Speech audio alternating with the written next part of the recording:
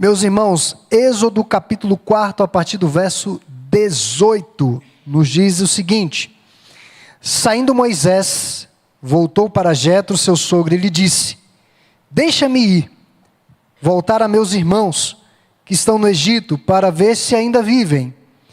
Disse-lhe Jetro: Vai-te em paz. Disse também o Senhor a Moisés, em Midian: Vai, torna para o Egito, porque são mortos todos os que procuravam tirar-te a vida. Tomou, pois, Moisés a sua mulher e os seus filhos, fê-los montar num jumento e voltou para a terra do Egito. Moisés levava na mão o bordão de Deus. Disse o Senhor a Moisés: Quando voltares ao Egito, vê que faças diante de Faraó todos os milagres que te hei posto na mão, mas eu lhe endurecerei o coração, para que não deixe ir o povo. Dirás a Faraó: Assim diz o Senhor, Israel é o meu filho, meu primogênito. Digo-te, pois, deixa ir meu filho, para que me sirva. Mas se recusares deixá-lo ir, eis que eu matarei teu filho, teu primogênito. Versos 22 e 23, o primogênito, a santa semente e a semente de Satanás. Veja como a teologia da santa semente se desenvolve ao longo da narrativa bíblica. A questão de primogênito, nós vamos ter um ponto só sobre isso na nossa mensagem. Estando Moisés, verso 24, estando Moisés no caminho, numa estalagem, encontrou o Senhor e o quis matar. Então Zípora tomou uma pedra aguda, cortou o prepúcio de seu filho, lançou-o aos pés de Moisés e lhe disse: Sem dúvida, tu és para mim esposo sanguinário. Assim o Senhor o deixou. Ela disse: esposo sanguinário por causa da circuncisão. Disse também o Senhor a Arão: Vai ao deserto para te encontrares com Moisés. Ele foi, e encontrando-o no monte de Deus, o beijou. Relatou Moisés a Arão todas as palavras do Senhor com as quais o enviara, e todos os sinais que lhe mandara. Então se foram Moisés e Arão, e ajuntaram todos os anciãos dos filhos de Israel. Arão falou todas as palavras que o Senhor tinha dito a Moisés, e este fez os sinais à vista do povo. Vamos ler juntos o final? E o povo creu, e tendo ouvido que o Senhor havia visitado os filhos de Israel, e lhes vira a aflição, inclinaram-se e o adoraram. Meus irmãos, a palavra-chave caminho de volta, né? De caminho para a missão. O exílio autoimposto por Moisés havia se findado, terminado. Nós vimos nas últimas exposições que após diversas dúvidas, questionamentos, objeções, hesitações, Moisés decide voltar para o Egito. Estes versos que lemos estão narrando justamente a saída de Moisés de Midian até a sua chegada no Egito. E no meio desse caminho há um período de quase morte, que é um dos pontos também dessa mensagem. Mas a palavra-chave essa noite aqui é voltar, regresso. Voltar ao Egito em decorrência do chamado de Deus. Sabemos muito bem que não se tratou de uma pronta obediência, mas de uma incômoda e necessária obediência. Sabemos do motivo da fuga de José do Egito, por medo de ser morto. Ironicamente, voltando para o Egito, ele quase morre. Ele viu praticamente do outro lado da eternidade. Quase morreu. Mas os seus inimigos, conforme o relato bíblico, já estavam mortos. Aqui nós vemos Deus, de alguma maneira, se preocupando, se é que Deus se preocupa, é uma figura de linguagem, mas Deus é atento com a segurança de Moisés e pelo êxito da sua missão.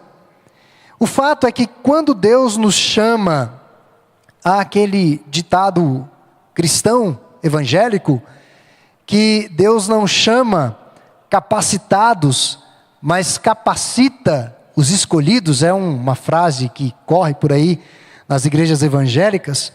Mas quando Deus nos chama, Ele não apenas nos capacita, mas Ele provê todos os recursos, pessoas, meios, conjunturas, formações, situações, para que os planos dele sejam levados a bom termo.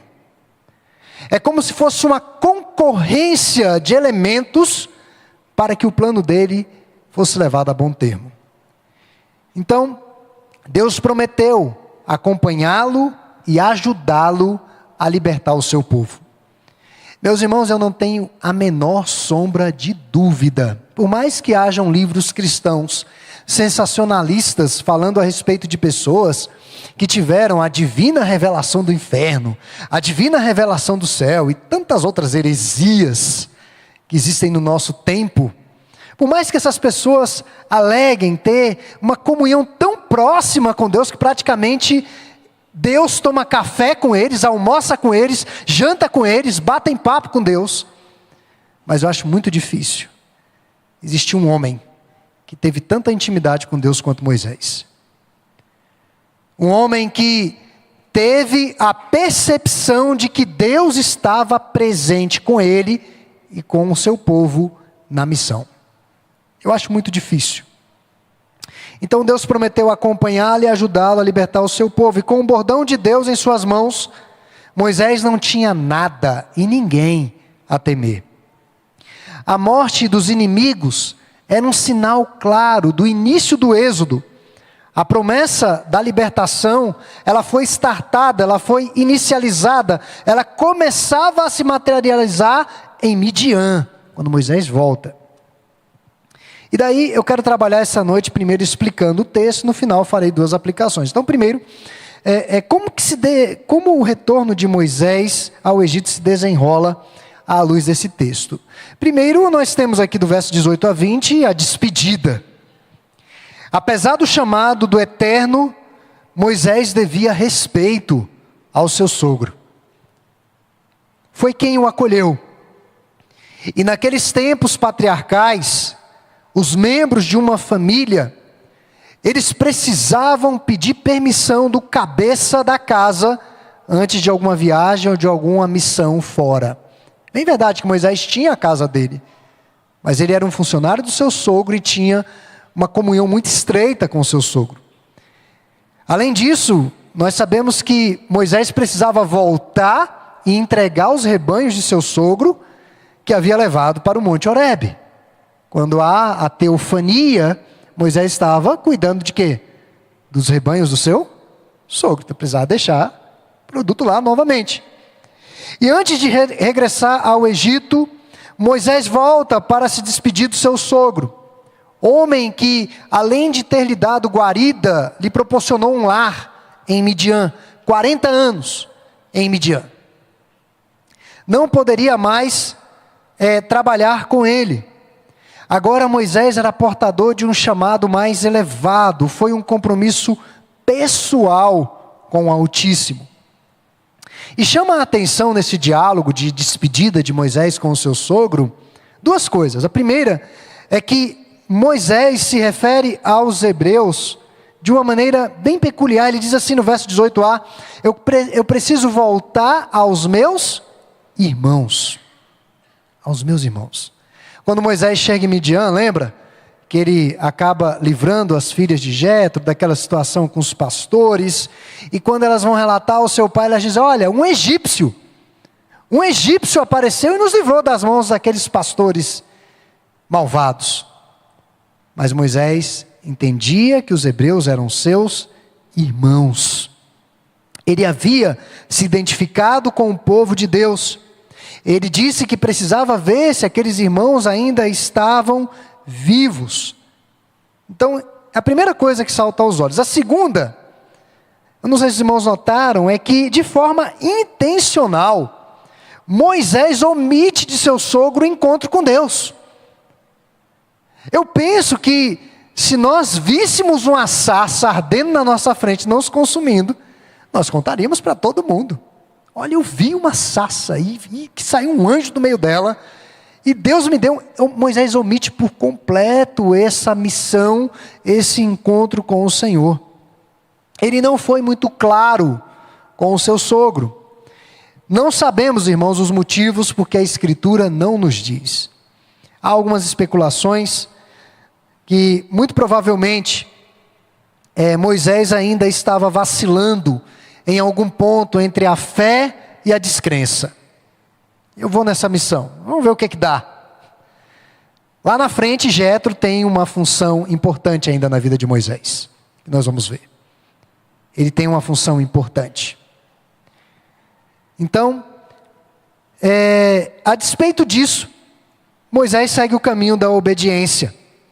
Mesmo sem a coragem de declarar todas as suas intenções, estava fazendo o que Deus lhe ordenara. Ele foi embora para Midian com a bênção de seu sogro. Esse vai-te em paz era a bênção de seu sogro. Ele levou consigo a sua família e o seu Deus. O bordão de Deus. A ideia de que Deus foi com ele. Mais tarde, lá em Êxodo 18, Moisés manda sua família de volta para Midian. Aliás, lá em Êxodo 18 fala desse reencontro de Moisés com a sua família. Ele manda a sua família depois de volta para Midian. Mas quando ele foi pela primeira vez para o Egito, ele levou toda a família. Ele tinha a intenção de partir para sempre. Não era igual hoje, que você vai em qualquer lugar do mundo e poucos dias você está de volta, poucas horas você está de volta. Eram longas caminhadas. Então ele levava consigo o bordão de Deus. Como que ele iria libertar esse povo? Pelo poder de Deus. Ele realizaria sinais para convencer aos israelitas, que era profeta de Deus, e por meio desse bordão, esse bordão acompanha Moisés. Os irmãos vão lembrar claramente, na saída do Egito, aquela situação dramática, com o mar vermelho fechado. O que é que Deus diz? Toca o cajado aonde? Na água. Algo absolutamente irracional. Toca o cajado na água. É exatamente esse bordão. Esse bordão acompanha Moisés todos os dias ali no Egito, com os sinais do Senhor. Então, estaria com esse bordão para abrir as águas do Mar Vermelho, as pragas que se manifestariam, esse bordão que tira a água da rocha, bate com esse bordão na rocha, a água sai. Então esse bordão iria acompanhá-lo. Então, temos essa primeira parte, a despedida. A segunda parte é um coração endurecido. Isso aqui choca, irmãos. Os milagres pelo bordão de Moisés eram tanto para os egípcios quanto para os hebreus. O que é espantoso é que aqueles sinais, é isso que nos chama a atenção e nos choca. Aqueles sinais endureceriam o coração de Faraó, não quebrantariam. Aqui, irmãos, tem uma lição muito importante para os crentes do século 21. Sinais não convertem ninguém. O espetáculo não converte ninguém. Ao invés dos sinais converterem a Faraó, endureceriam mais a sua incredulidade. E em sua teimosia, em seu capricho, Faraó não deixaria o povo partir tão facilmente. E veja que com Cristo não foi diferente. Houve pessoas cujos corações endureceram em face dos milagres incontestáveis de Jesus. Quero que você abra sua Bíblia comigo aqui, brevemente. Esse é um dos textos, uma das repercussões do sinal de Jesus. Tem outros, né? Tem outros episódios, mas esse daqui me choca. João capítulo 12.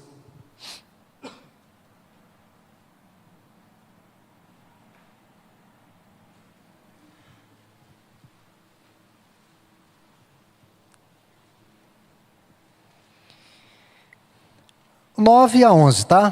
Vou ser bem breve. Soube numerosa multidão dos judeus que Jesus estava ali, e lá foram não só por causa dele, mas também para verem o Lázaro, a quem ele ressuscitara dentre os mortos. Mas os principais sacerdotes resolveram matar também a quem? Lázaro. Porque muitos dos judeus, por causa dele, voltaram crendo em Jesus. Meus irmãos, esses homens, opositores de Jesus, já estavam decididos de matar Jesus, e eles haviam se associado com a malandragem, com o que havia de pior, para armar emboscada e matar Jesus. Eles já haviam decidido matar Jesus. Eu tenho muita dó de Lázaro. Ele já tinha morrido, já estava do outro lado da eternidade, já estava lá tranquilão. E ele volta. E ele volta com esses ares. Com esses ares. Homens tramando matá-lo, para eliminar o sinal, para eliminar o milagre. O homem foi sepultado há 4 dias, o corpo dele estava no cemitério. E de repente ele está caminhando por aí. Não, temos que eliminar isso. Então sinais não convencem, irmãos. Não convencem. Então, em 3,19, voltando a Êxodo, capítulo 4, em 3,19 nos é dito que Faraó naturalmente tinha um coração duro. Choca-nos o fato de o próprio Deus endurecer o coração de Faraó. Ou seja, essa dureza de coração de Faraó estava nos planos soberanos e perfeitos de Deus. O Êxodo vai mencionar o endurecimento do coração de Faraó 20 vezes. 20 vezes, é cansativo ler isso em Êxodo. 20 vezes o coração desse homem endurecido. Houve momentos que o próprio Deus petrificou o seu coração. Deus mesmo endureceu o coração dele. Acontecia a praga, ele pedia clemência, tirava ali a praga, ele dava uma amolecida, talvez liberte o povo, e no dia seguinte o coração mais duro do que esse banco que os irmãos estão sentados. Mas há outros momentos que foi o próprio Faraó que endureceu o seu coração. E há outros relatos que nós não sabemos de onde veio tal endurecimento. Talvez seus conselheiros, não sabemos. A vontade de Faraó, meus irmãos, aqui, o que nós aprendemos, é que esse endurecimento, a vontade de Faraó era a vontade de Deus. Era o que Deus queria. Estamos diante da soberania de Deus e da responsabilidade humana. E aqui trata-se de um quebra-cabeças que não precisa ser montado aqui, desse lado da eternidade. Ele não precisa ser resolvido, mas deve ser reconhecido. A soberania de Deus e a responsabilidade humana. E a soberania de Deus vai saltar aos olhos em todas essas páginas do livro de Êxodo. Veja que Deus é o autor, produtor, diretor e protagonista de toda essa história da redenção. O mediador que ele escolhe não queria ir. Não estava nem um pouco interessado. Ele não queria ir. Deu inúmeras desculpas. Faraó não facilitou a saída do povo. Quando o primogênito morre, finalmente, cerca de 3 milhões de pessoas saem. Mulheres, crianças, rebanho, aquele tanto de gente. Quando o povo está saindo do Egito, Faraó muda de ideia de novo. Não houve facilidade. Aquele povo só foi liberto das garras do Egito por causa do Senhor. Foi Deus, com forte mão, que os libertou. Mesmo quando Faraó sobe no palco, Deus recebe todo o aplauso. Tudo foi para a glória dele. E além da sua glória, uma outra razão para o endurecer o coração de Faraó era para demonstrar amor pelos seus filhos. Então, tem esse ponto que nós vamos voltar a falar ao longo das exposições, o endurecimento do coração de Faraó. Versos 22 e 23, filhos de Deus, o meu filho. Como esse recorte é importante para a gente, meu filho. O enredo de Êxodo não se limita a descrever a libertação de um povo que estava sob julgo de escravidão. O Êxodo é uma história sobre filiação. O amor de um pai por seu único filho. Não se trata, irmãos, de uma simples emancipação ou a libertação de um povo escravo, mas repatriação. é retorno do único filho aos cuidados amorosos de seu pai. Eu quero chamar a atenção para um texto, aqui em Oséias, capítulo 11, verso 1, que é, na verdade, um texto messiânico, que diz assim: quando Israel era menino, eu o amei, do Egito chamei o meu filho. Quando Israel era menino, eu o amei, e do Egito chamei o meu filho. Você quer explicação melhor do que essa para Deus estar em guerra contra Faraó?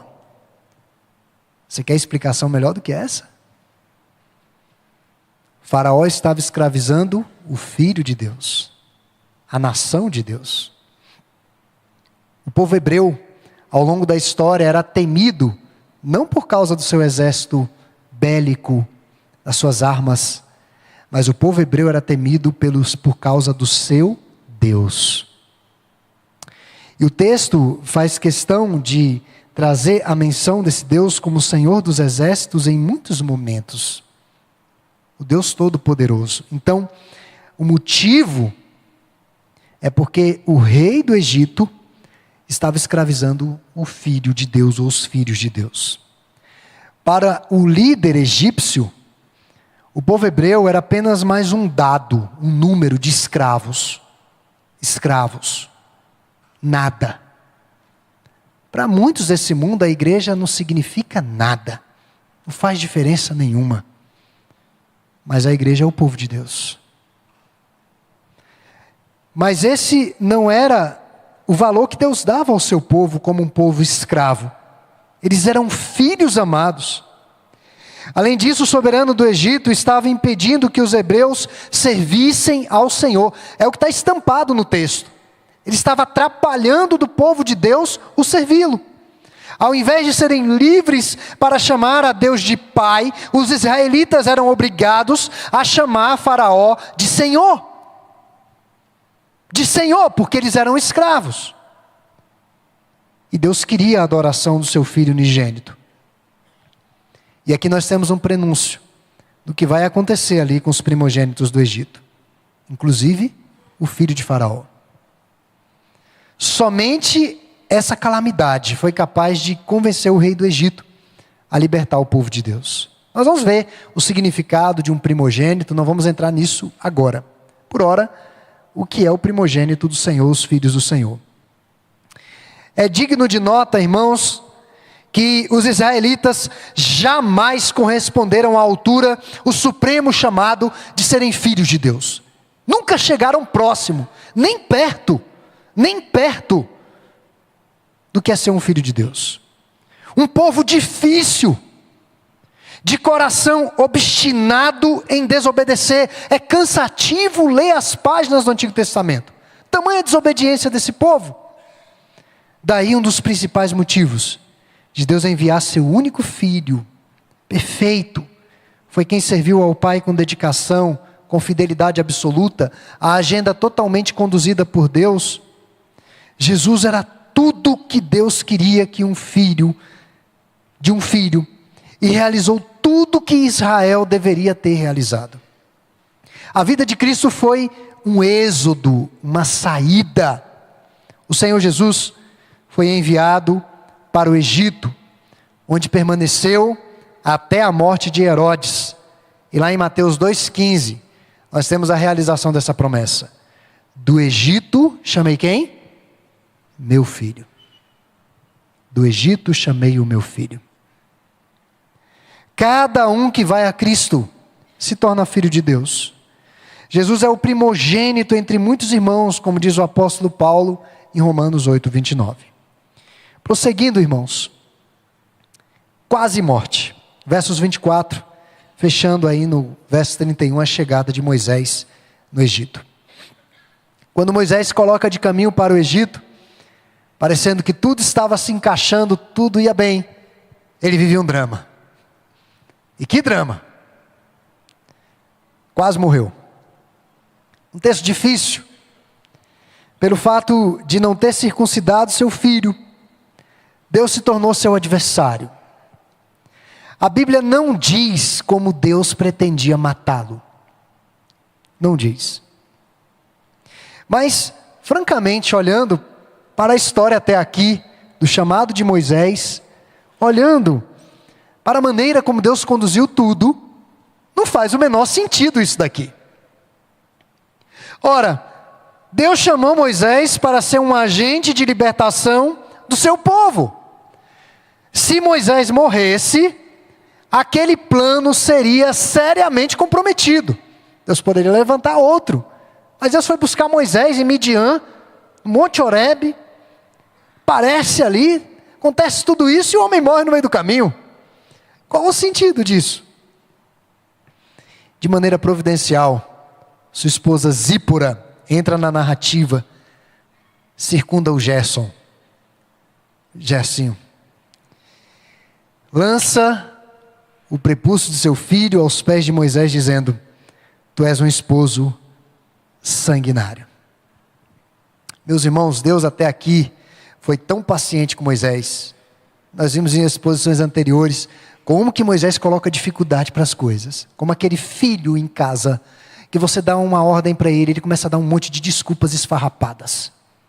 Cansado, estudar, ainda não comi.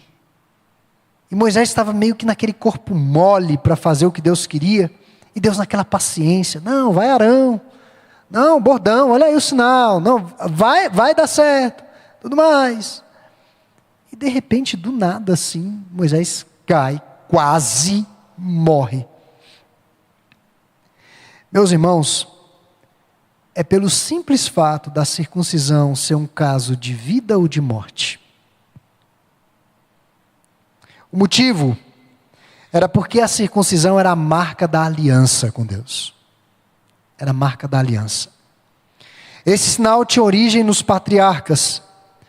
Moisés, como libertador dos hebreus, ele tinha que ser exemplo. Sua casa. Mais tarde, todos os homens hebreus seriam circuncidados para serem inseridos na aliança. Essa experiência de ser poupado de morte pelo derramamento de sangue de um substituto, ela é ampliada no sacrifício de Cristo.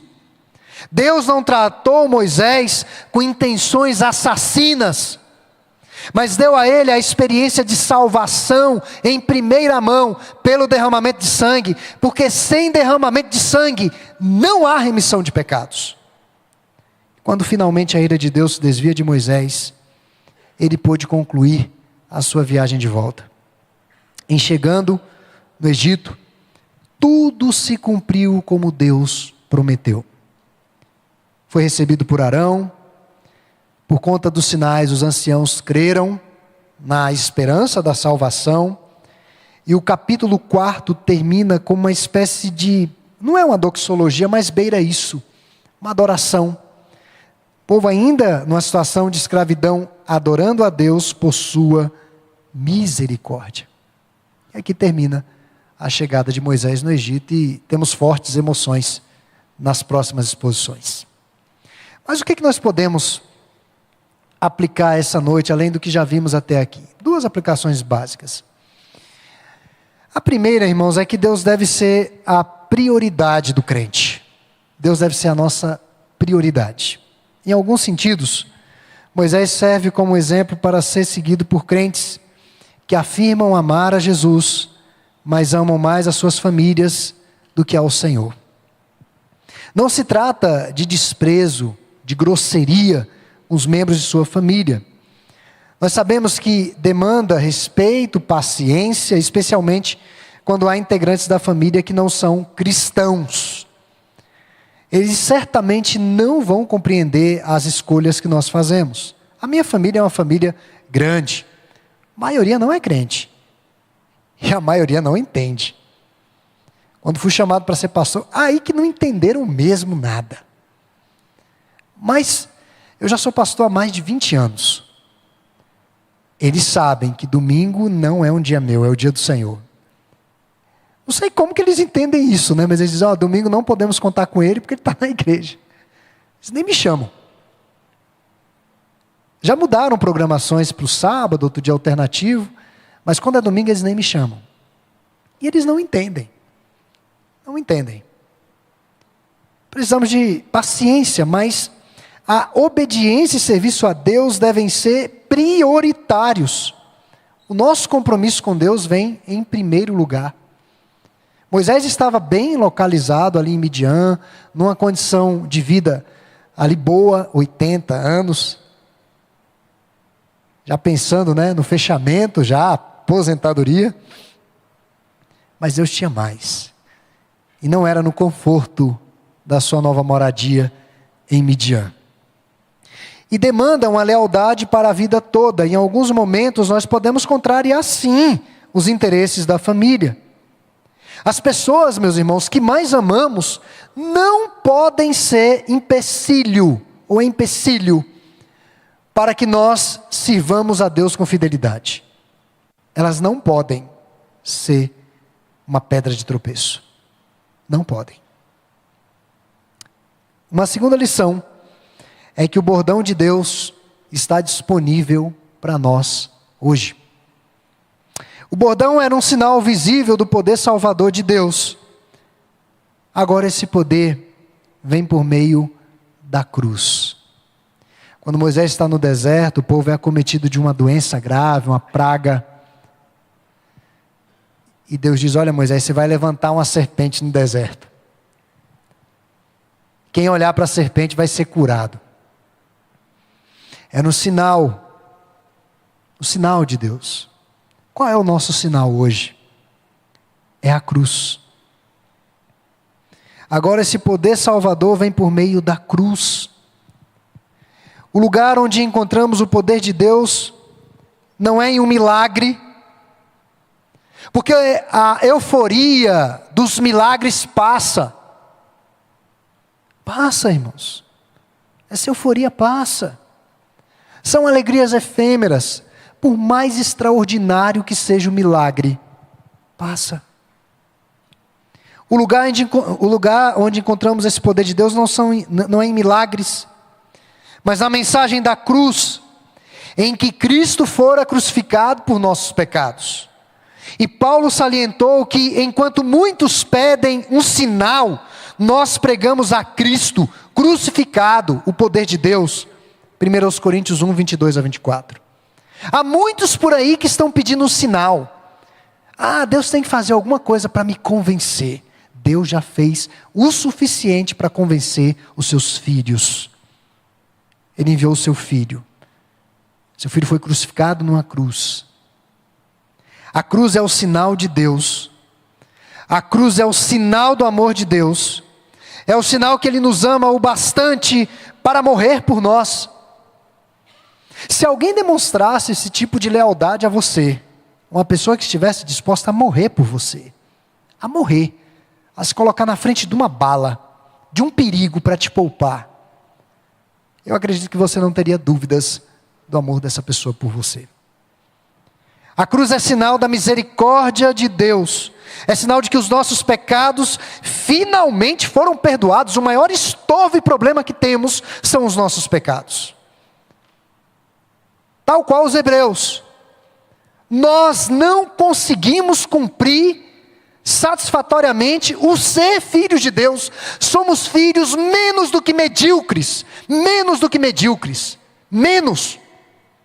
Eu penso que se nós fôssemos medíocres, estaríamos numa situação confortável ainda. Como nós somos menos do que medíocres, da altura do nosso chamamento. Mas a cruz é o que pacifica, é o que tira a nossa culpa, é o que tira o nosso pecado, é o que nos torna dignos e aceitáveis diante do Senhor. É o bordão de Deus, é o sinal de Deus. É justamente por meio da cruz que Deus tem realizado o maior êxodo de todos os tempos. É pela cruz, tirando pecadores da escravidão do pecado e conduzindo-os a um relacionamento com Ele. O poder divino aqui, portanto, representado pelo bordão, está disponível para todos aqueles que se apegam a Jesus Cristo. Se você não é crente, e se você não entendeu nada do que eu disse aqui essa noite, eu quero te dizer que o bordão de Deus está disponível a você. E o bordão é a cruz. Essa noite nós vamos celebrar a ceia do Senhor mais uma vez. É momento de olharmos para a cruz e nela encontrarmos esperança. Portanto, irmãos, que Deus nos ajude a crermos, a nos apossarmos da cruz, dos seus benefícios, a despeito do que aconteça ao nosso redor. Mesmo que tudo diga o contrário, a minha única esperança é a cruz. Aos olhos do mundo, um bordão sem significado nenhum, talvez algum significado, uma cruz, né?